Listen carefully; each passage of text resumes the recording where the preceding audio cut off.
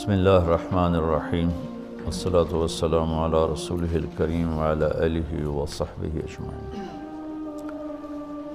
نبوت کے 14ویں برس محرم کا مہینہ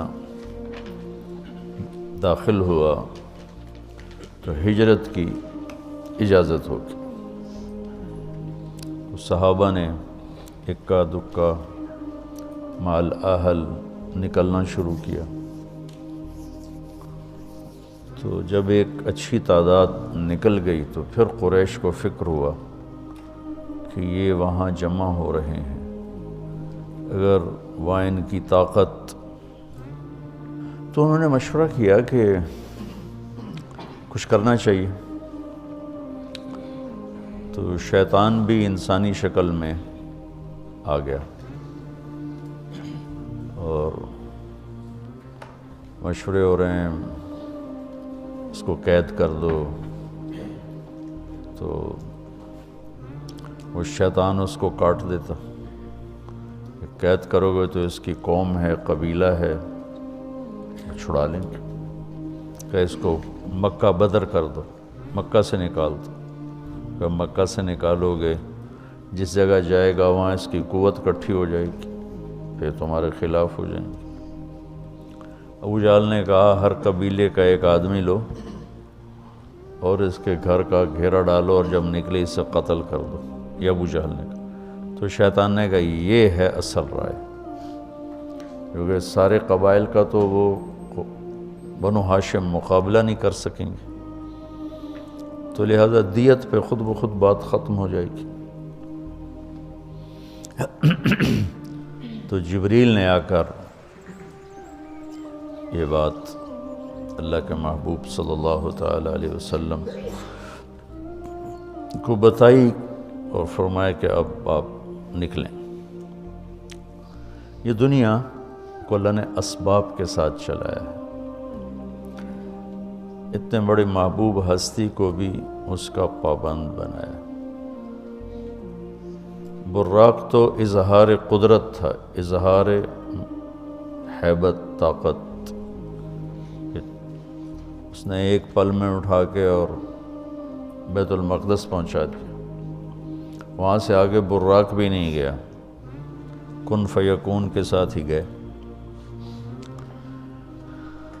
تو لیکن چونکہ وہ سارا معجزہ تھا تو اس میں امت کے لیے کوئی قدوہ نہیں ہے، کوئی اتباع نہیں ہے۔ معجزات میں تو کیا اتباع ہے، تو اللہ اپنے حبیب پر اپنی رحمت قدرت کو دکھاتا ہے کہ یہ میرے ہیں، میں ان کے ساتھ ہوں۔ لیکن عروج و زوال تو ساتھ ساتھ چلے گا۔ الحرب سجال بیننا، احد کے موقع پر آپ نے کہا تھا ینالون منا وننال منہم، یہ جنگ حق و باطل میں چلتی رہے گی، کبھی وہ جیتیں گے کبھی ہم جیتیں گے۔ عروج میں کیا کرنا ہے اس کے بھی اصول سیرت سے ملتے ہیں، جب زوال ہو پھر کیا کرنا ہے اس کے بھی اصول سیرت سے ملتے ہیں۔ زوال کے دور میں عروج کے جب اصول اپنائیں گے تو مار کھائیں گے، جو پچھلے 200 سال سے ہو رہا ہے کہ تسلیم کرنے پہ تیار نہیں، کہ ہم شکست خوردہ ہیں، زوال شدہ ہیں، اخلاقی پستی مادی اسباب سے بھی زیادہ امت کے اندر پیدا ہو چکی۔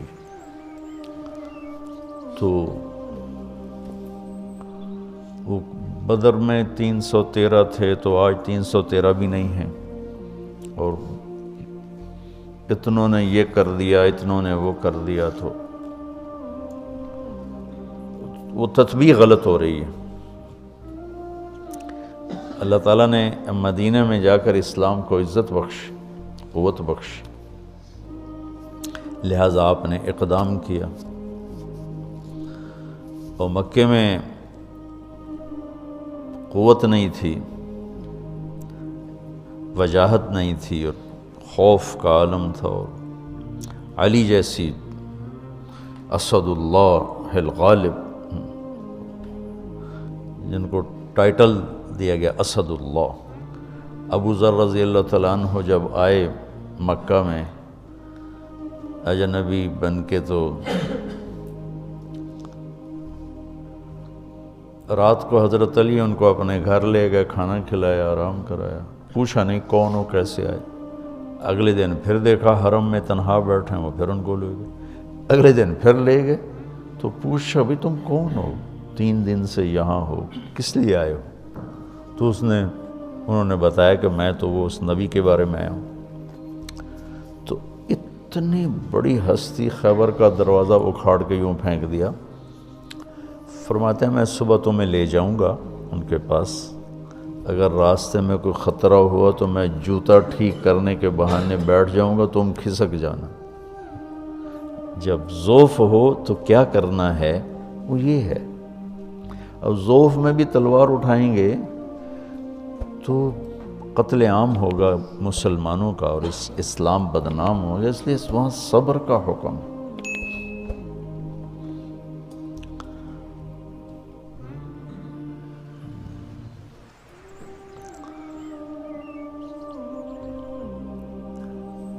عز الدین بن عبد السلام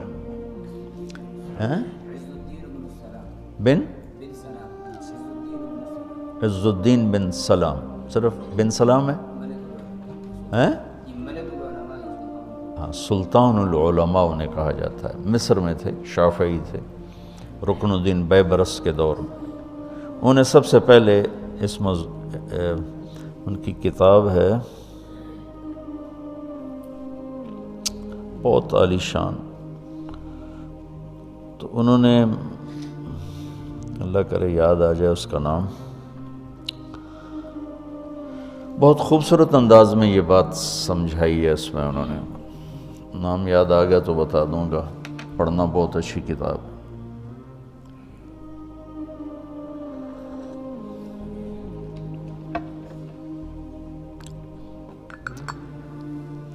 تو اب ضعف کا دور ہے،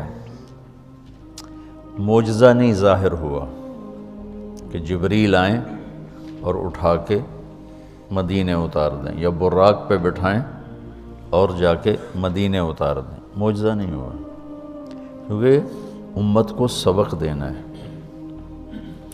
کہ جب ہم پہ زوال ہوگا پھر کیا کرنا ہے، طاقت میں ہوں گے پھر کیا کرنا ہے، قوت میں ہوں گے پھر کیا کرنا ہے، اجتماع قلوب ہوگا تو پھر کیا کرنا ہے، انتشار ہوگا تو پھر کیا کرنا ہے۔ یہ سیر صحابہ سے انتشار کا۔ تو یہ اس وقت جو قائدین ملے نا امت کو، قائدین، انہوں نے ان سے یہ سہو ہوا کہ امت کو امت بنانے کی بجائے نا، چونکہ 200 سال پہلے مغرب کا غلبہ ہو گیا، اس سے پہلے غلبہ اسلام تھا، تو جتنی تحریکیں چلتی تھیں وہ اصلاح نفس، اصلاح اخلاق، اصلاح احوال کی چلتی تھیں، جو علماء یا صوفیہ جو کوشش فرماتے تھے۔ لیکن جب باطل کا غلبہ ہوا 200 سال پہلے، تو ایک رد عمل کی نفسیات پیدا ہوئی،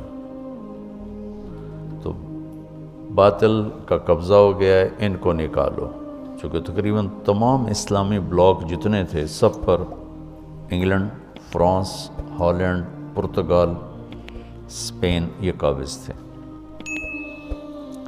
تو اس میں رد عمل میں چلی گئے ہماری جو تھی قائد جماعت جو تھی نا، قائدین جماعت، وہ رد عمل میں چلے گئے۔ اس رد عمل میں امت کی تربیت اور اصلاح کا کام پیچھے چلا گیا، اور باطل سے ٹکرانا وہ پہلے آ گیا، بغیر صفات کے اور بغیر تیاری کے۔ تو ہر جگہ شکست ہوئی، ہر جگہ بہت بری طرح پٹنا پڑا۔ جو سبب تھا اسے نہیں دور کیا، جس وجہ سے زوال آیا۔ وہ تھا دین سے دوری، اخلاقی پستی، یہ اس کا سبب تھا۔ اس کے ازالے کی بجائے ان سے ٹکرانا شروع کر دیا تو ہر جگہ ناکامی ہوئی۔ پھر جو یہ باطل مغرب نے جو ملکوں کا قبضہ چھوڑا، یہ کوئی ہمارے قائدین کا کمال نہیں، میں معذرت کے ساتھ کہتا ہوں، وہ دوسری جنگ عظیم کی وجہ سے اتنے کمزور ہو گئے تھے کہ وہ قبضے برقرار ہی نہیں رکھ سکتے تھے۔ 1940 سے 1945 5 سال وہ جنگ رہی۔ فرانس کا کتنی دنیا پہ قبضہ تھا، کتنا بڑا ملک ہے، جرمنی نے صرف 5 دن میں پورا فرانس قبضہ کر لیا، صرف 5 دن۔ پولینڈ پر 1 دن میں قبضہ کیا، آسٹریا پر 1 دن میں قبضہ کیا۔ تو جتنے ملک دنیا پہ راج کر رہے تھے ان کی جئی تئی پھیر دی جرمنی، یہ گھنٹوں میں فتح کیے۔ تو وہ اس قدر کمزور پڑ گئے کہ انہیں ان ملکوں پہ قبضہ رکھنا ناممکن ہو گیا۔ تو وہ چھوڑنے پر مجبور تھے، تحریکوں نے باعزت چھڑوا دیا کہ بھائی چلو بھائی آپ کا مطالبہ بہت زیادہ ہو رہا ہے تو ہم جا رہے ہیں۔ یہ بات کبھی بھی نہ جاتا، کون چھوڑتا ہے اپنی مقبوضہ جات چیزوں کو، کون چھوڑتا، اس قابل نہیں رہے تھے۔ لندن کھنڈر بن گیا، پیرس کھنڈر بن گیا، ہالینڈ کھنڈر بن گیا، جرمنی نے تباہی پھیر دی۔